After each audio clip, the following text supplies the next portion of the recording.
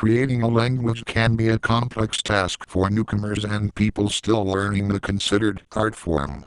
And now, Caden has decided to create yet another one, having created lots of them, this one taking inspiration from Futuristic by Justin B. Ryan, Mega Napoleon by Jan Miceli. I'm the Microsoft Sam of Caden Van Ziel's YouTube channels, and this is probably the beginning of a new series which is known as Conlang construction.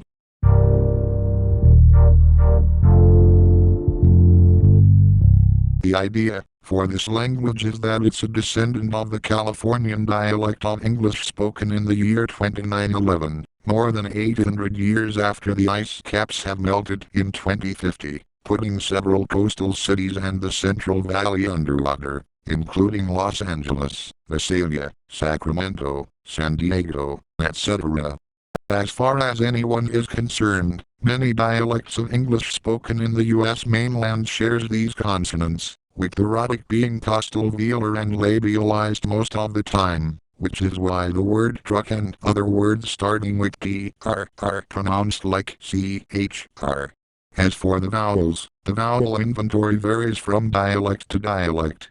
In Californian English's case, this is the vowel inventory, which resulted from the California vowel shift of the 1980s. More on that later. A bonus note is that the vowel represented by the upside-down lowercase a is often represented with the upside-down lowercase v, which is normally used to represent what people call the strut vowel. Some vowels like e and u might be lengthened, just to throw that out there.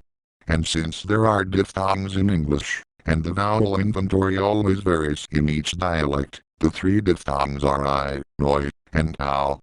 As for predicting the future of the California dialect, inspired by Justin's Futuristic having different stages every 300 years, and Miceli's Mega Napoleon having stages every 280, Caden's languages having stages every 290 years, starting from the 2270s.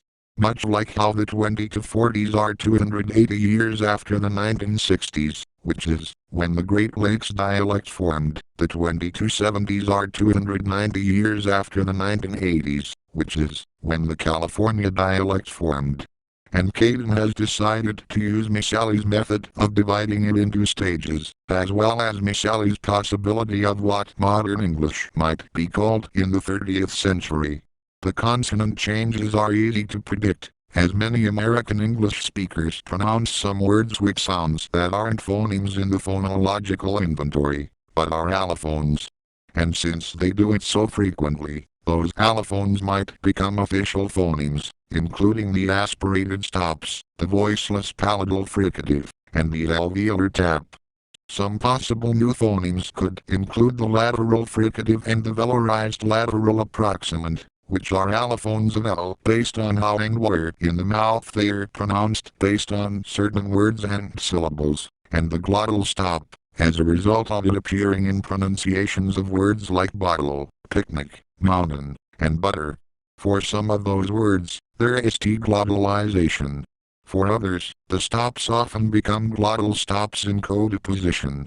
However, when Caden was speaking with people about this in Conlang-based Discord servers, someone told him they could also be a stop along the way to losing the coda entirely, merging with the next word, or even developing a tone, probably a falling one, if it's contrasted with a glottal fricative in coda position. And normally, the glottal fricative is lost in languages. As for the vowels, they might be harder to predict, especially regarding vowel shifts, so Caden might need to look deeper into the California vowel shift and whatnot. There is also information regarding Californians pronouncing nurse as noise, so this might be useful for the loss of the postal-velar approximant following vowels. Other things to consider include the cot-cot merger that has already happened, and the possible trap path split. As for lost consonants, there is information about the dental consonants merging with their corresponding plosives and/or becoming them, and the voiceless glottal fricative being lost in several languages. This, and the changing vocabulary, could help out with determining the sound changes every 290 years, since the 80s. Another thing to keep in mind is the geographic changes.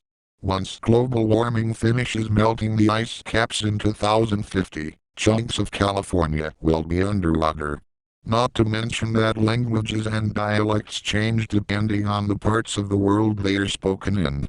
And like Jan Miceli said, the changes in the language could result from new types of vocabulary, which results from names of new technological advancements.